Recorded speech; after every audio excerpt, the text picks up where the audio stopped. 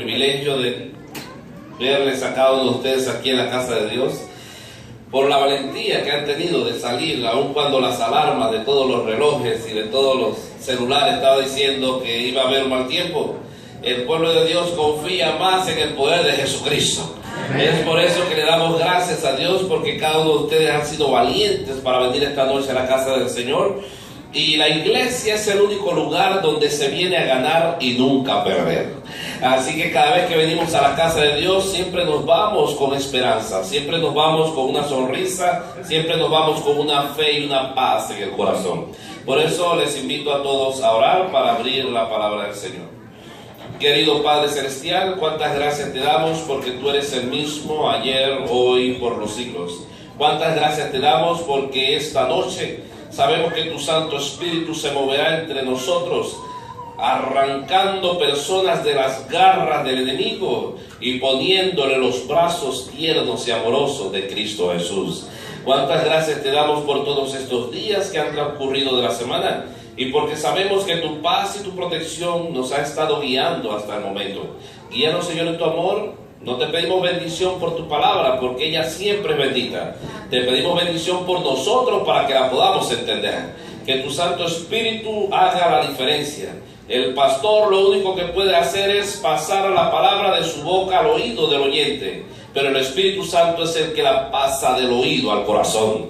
Por eso, Padre, muévete hoy de tal manera que podamos salir de aquí diciendo: Jesucristo ha visitado nuestra vida. Danos tu paz, tu protección. Por Jesús, amén.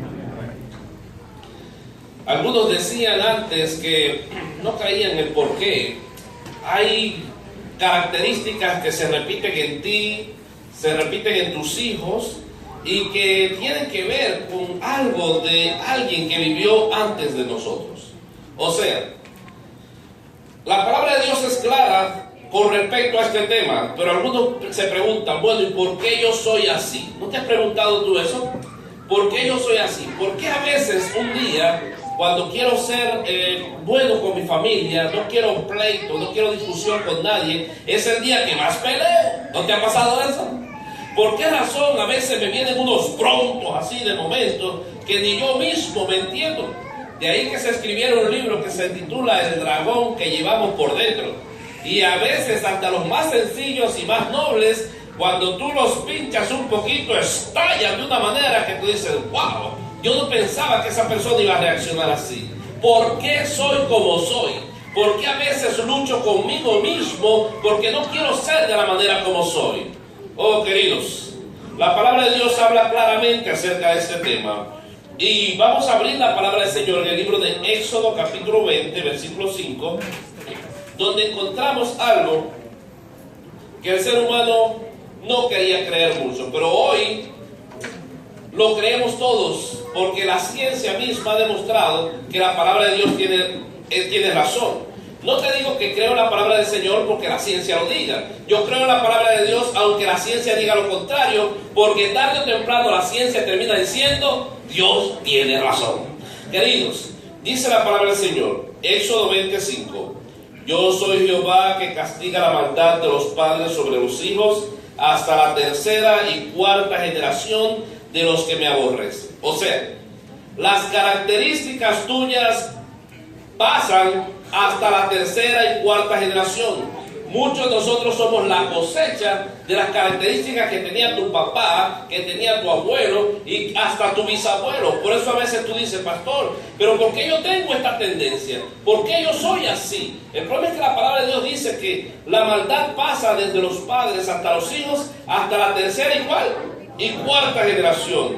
No solamente en Éxodo 25 lo dice. En Éxodo 34:7 también lo dice. Dice: Yo soy Jehová que castigo la maldad de los padres sobre los hijos hasta la tercera y cuarta generación.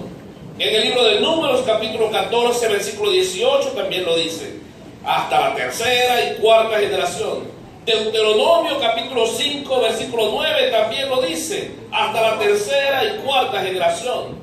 Actualmente, al descubrirse el genoma humano, o sea, la información genética, se han dado cuenta los científicos de algo muy importante, y es que a través de los genes se pasa de padre a hijo información genética. Por eso es que las personas dicen, bueno, ¿y a quién salió el niño? No, se parece a la mamá, pero tiene los ojos del papá, pero tiene la nariz del abuelo, pero porque la información genética se pasa de generación en generación. Asimismo, junto con esa información genética, nos pasan malas características o rasgos negativos de la familia. Por eso es que algunos dicen, bueno, ¿y quién era iracundo en tu familia? Ah, tu bisabuelo. Pero ¿quién era chismoso en tu familia? Tu abuelo. ¿Quién había en tu familia? Sí, alguien había en la familia que nos transmitió a nosotros las características que tenía. Por eso, queridos, la palabra de Dios es clara con respecto a eso.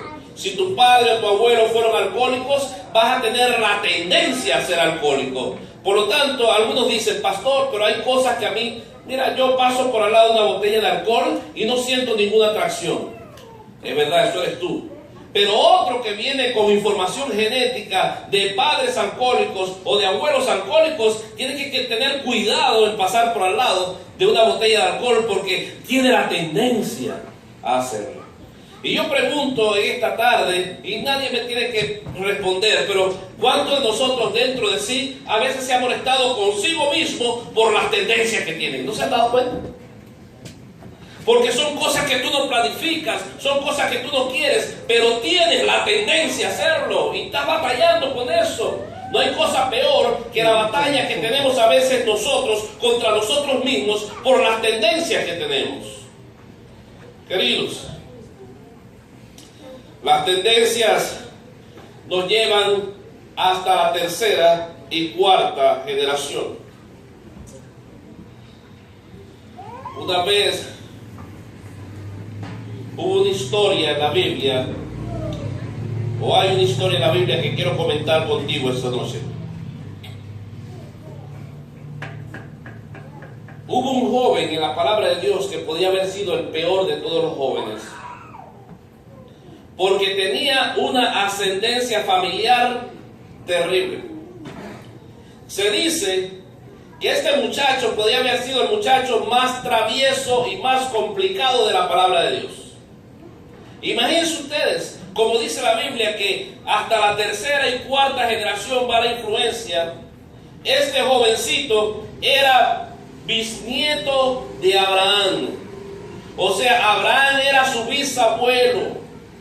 Pero me llama la atención que según cuenta la palabra de Dios en Génesis 22, Abraham salió y cuando salió con su esposa, vio que su esposa era muy bonita, y cuando va y se presenta al rey y le dice, rey, mira, yo quiero vivir contigo un tiempo aquí en tu terreno. El rey mira a la esposa y él se pone de acuerdo con su esposa y dice, no la mire mucho, ella es mi hermana, dijo Abraham. Abraham dijo que su esposa era su hermana cuando era ya grande, cuando tenía mucha edad. Ese muchacho, José, del que te estoy hablando, entonces era nieto de Isaac, el hijo de Abraham. Abraham mintió cuando era viejo, ¿sí o no? Será el padre de la fe y todo, pero era mentiroso Abraham. Y a mí me llama la atención y por eso me agrada la palabra de Dios. Me agrada la palabra de Dios porque pone de cada personaje bíblico sus partes buenas y sus partes malas, para que tú te des cuenta que si ellos triunfaron en Cristo, tú y yo también podemos triunfar. Pone de David la parte buena y pone la parte mala para que tú te des cuenta que todo ser humano tiene defectos, pero en Cristo podemos vencer. No, queridos, Abraham mintió cuando viejo y ahora le viene un hijo que se llama Isaac. Isaac, cuando es jovencito, se casa y de nuevo tiene que salir con su esposa y ve que su esposa era bonita y le dice a la gente, no, ella es mi hermana. Puso en peligro un gobierno, puso en peligro un rey, porque ya la gente quería casarse con la mujer de él y el Señor tuvo que intervenir como intervino con Abraham para que no se realizara esa obra maléfica contra ellos. Me llama la atención que Abraham miente de grande, Isaac su hijo miente de jovencito, y ahora Isaac le viene un hijo que se llama Jacob, que viene mentiroso desde la barriga.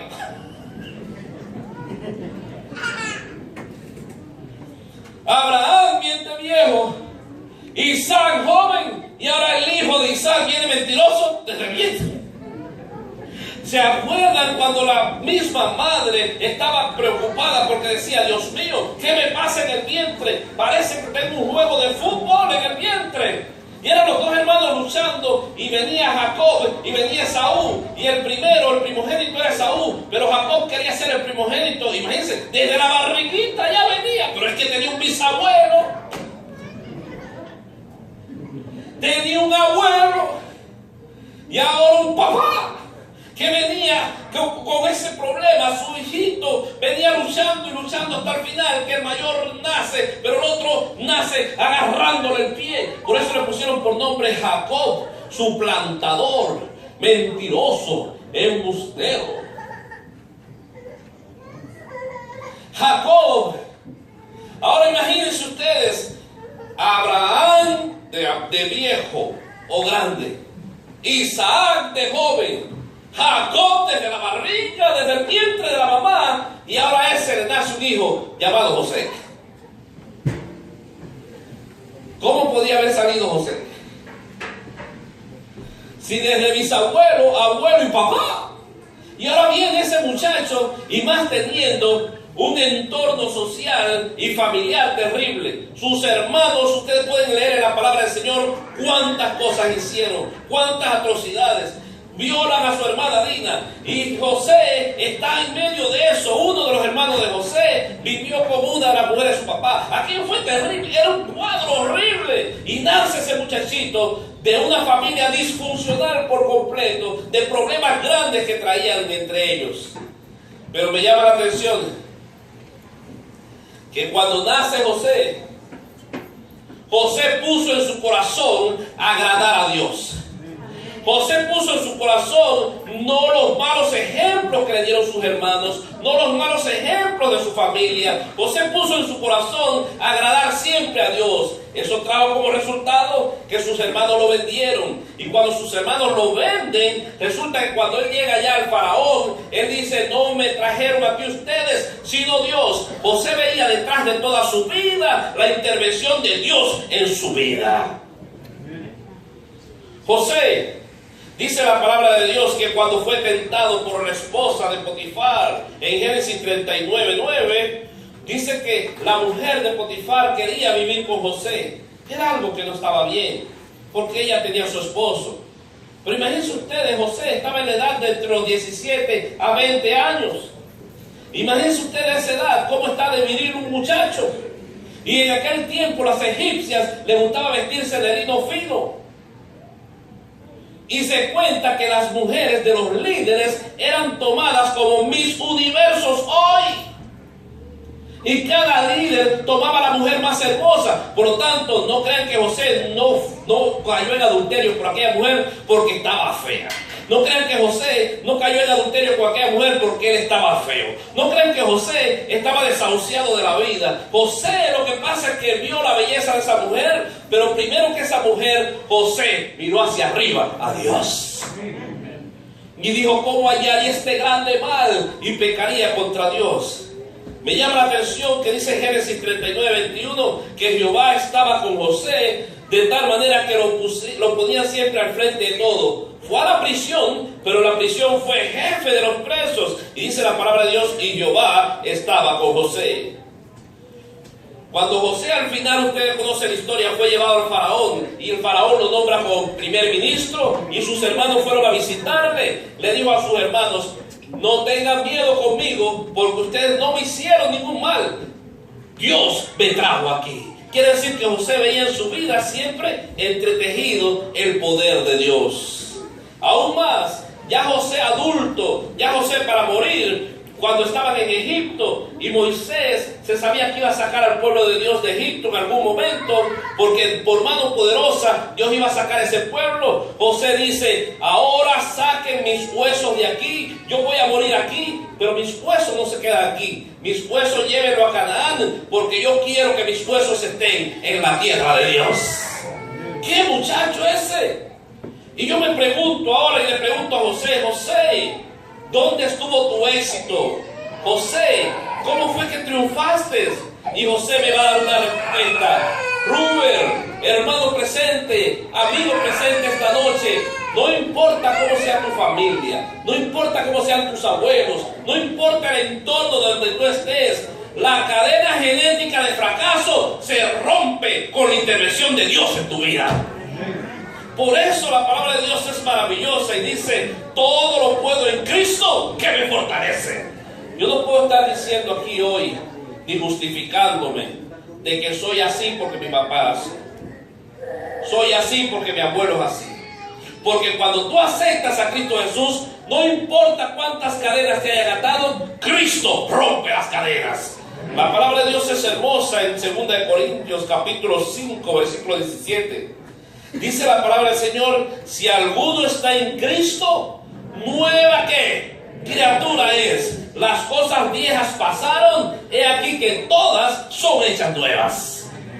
Por lo tanto, queridos, yo no sé si estoy hablando esta noche para alguien que al igual que yo está luchando con alguna tendencia.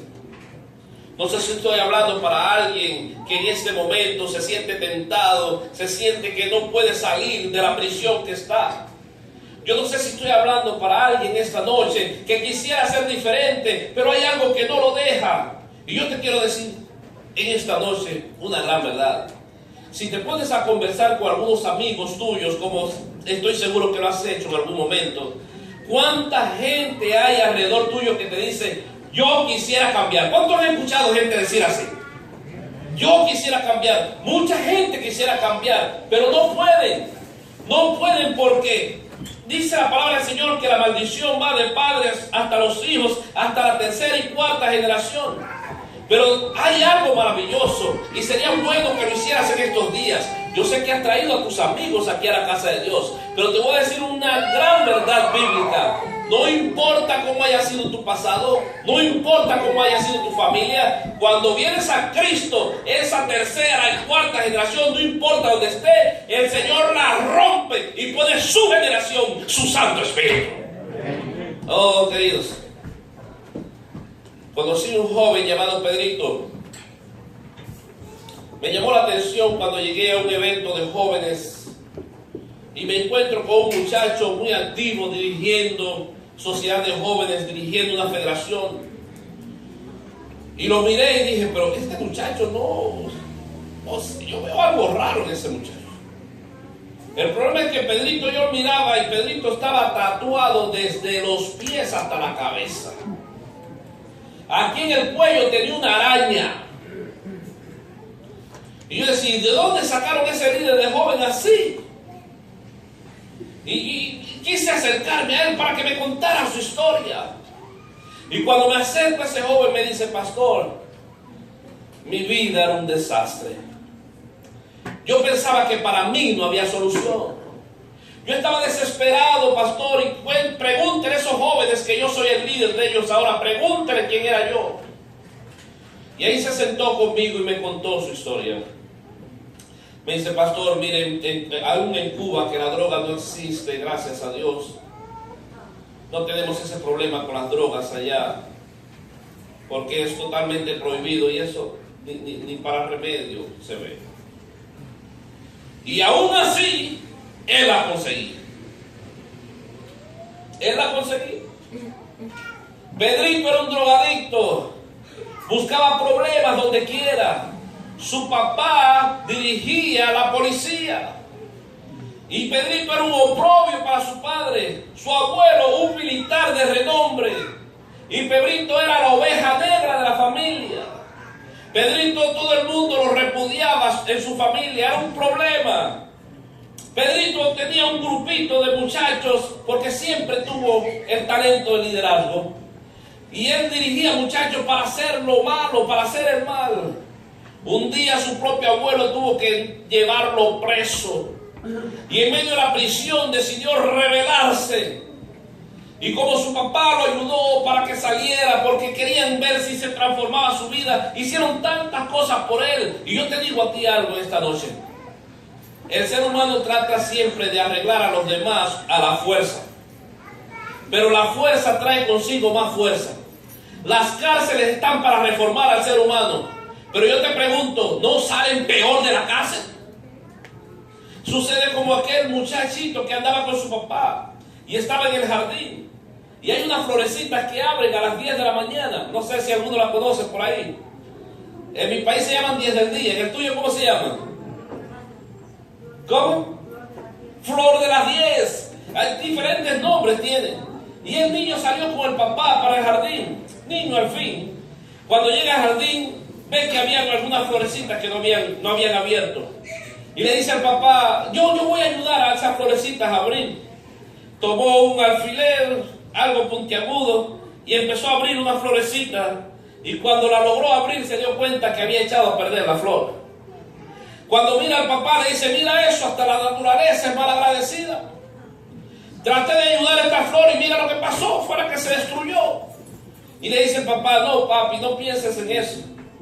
El problema es que tú, al igual que el ser humano, tratas de reformar las cosas de afuera hacia adentro.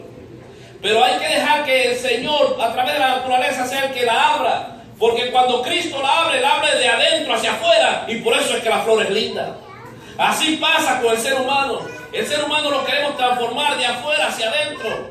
Pero si hay algo que puede transformar al ser humano es Cristo, porque no te transforma de afuera hacia adentro como la cárcel. Cuando vienes a la iglesia y te pones en las manos del Señor, Él te transforma de adentro hacia afuera y por eso brillas. Y Pedrito querían transformarlo de alguna forma, pero no había. Esa noche Pedrito, cuando salió de prisión, llegó a la casa. Tenía una niña pequeña, como de 2, 3 años, me cuentan. Y cuando llega a casa, se puso a pensar en lo que era su vida y cómo quería cambiar y no podía. Y dijo, no me queda otra que ponerle fin a mi vida. Yo soy un fracaso para mi familia, soy un fracaso para mi abuelo, soy un fracaso para mis padres, soy la oveja negra de la familia. Por lo tanto, lo mejor que yo puedo hacer es quitarme la vida. Dice que esa tarde de miércoles tomó un machete, lo afiló de ambos lados y le puso una punta y dijo, ya tengo el plan. Tomó unas colchas, unas sábanas, unas mantas y hizo allí, yo pudiera decir que un cóctel del diablo, porque me dijo que tomó alcohol, gasolina y petróleo, diésel, y lo ligó en un recipiente. Tomó aquellas mantas, aquellas sábanas, para esperar que su esposa se durmiera con la niña, lanzarle todo aquel batido de explosivos encima, rayar un fósforo, cerillo, lanzárselo y que ardieran, porque él dijo, yo no voy a permitir que mi hija se críe huérfana, porque yo me voy a matar, ni mi esposa se va a casar con otro. Por lo tanto, esta noche vamos a ponerle fin a la vida de los tres. Y cuando yo vea que esté ardiendo, voy a poner el machete así de frente, me voy a lanzar sobre él y me voy a quemar entre las llamas de estos combustibles. Era su plan. Esa tarde de miércoles, él preparó todo eso, la parte de atrás de la casa, sin que la familia supiera nada. Pero dijo, voy a dar una vuelta por el pueblo para despedirme del pueblo, lo voy a mirar por última vez. Y eran las 8 de la noche cuando él salió. Y cuando sale a darle la vuelta al pueblo, pasa cerca de una iglesia adventista como esta. Y los miércoles a las 8, ¿qué tenemos? Culto. ¿De qué? De oración y testimonio. Y cuando pasa cerca de la iglesia, despidiéndose del pueblo, algo lo atrae a la puerta. Y cuando llega a la puerta de la iglesia, estaban cantando un himno maravilloso. Y dice que le encantó las notas del himno y cómo la gente cantaba. Y había una mujer, una diaconisa afuera y un joven, que cuando lo ven que él venía en short, tatuado completo desde la cabeza hasta los pies, no miraron su ropa. Y yo le doy gracias a Dios por los que vienen a la iglesia, no a mirar ropa, sino a mirar al pecador que quiere venir a Cristo Jesús. Y dice que no miraron su ropa. Y él andaba con una camiseta.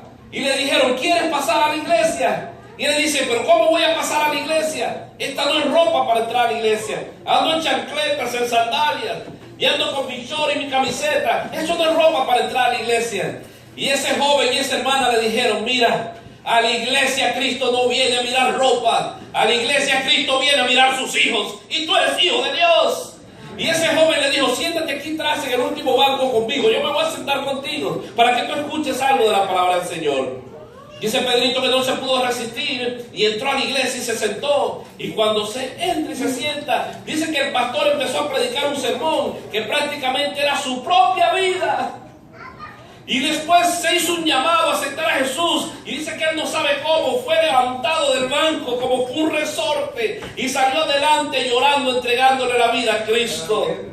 Esa noche la iglesia oró por él. Esa noche los jóvenes oraron por él. Y Pedrito fue de nuevo para la casa habiendo recibido a Jesús. Cuando llegó a la casa, la mujer le preguntó, ¿y dónde estabas metido? ¿Dónde estabas tú? Y le dice, mujer, dale gracias a Dios por dónde estaba yo esta noche. Y allí le enseñó el recipiente con aquellos 3 combustibles. Y allí le enseñó el machete con que iba a terminar su vida esa noche. Pero ese día había recibido el toque del poder de Dios. Y Pedrito decidió crecer en la fe cristiana. Pedrito actualmente en Cuba es el líder juvenil que más almas lleva todos los años a los pies de Jesús. Amén. Pedrito se ha convertido en la bendición de su familia, en la predicación del evangelio para todos los suyos y en el líder juvenil poderoso que tenemos en nuestro país. ¿Por qué? Porque esa noche le iba a poner fin a su vida. Esa noche le iba a poner fin a la vida de su hija y de su esposa. Pero esa noche llegó Cristo y rompió la cadena genética de fracaso y hizo de él una nueva criatura. Oh, queridos, tú no tienes que irte de la iglesia esta noche diciendo, yo soy así, así soy, así me muero. Porque mi abuelo era así. Porque mi papá era así. Yo estoy así por las situaciones que he pasado en la vida. El Señor quiere romper hoy tus cadenas y hacerte una nueva persona. Si pudo hacerlo con José, que venía de un bisabuelo mentiroso, de un abuelo mentiroso y de un papá desde el vientre de la madre, pero que él dijo, no, la historia de ellos no se va a repetir conmigo, yo me voy a aferrar a Dios. Y de José no tenemos ningún escrito de que haya sido un muchacho que haya dado problema a la sociedad. De José solamente sabemos que cuando Cristo venga en gloria, tú y yo lo vamos a ver.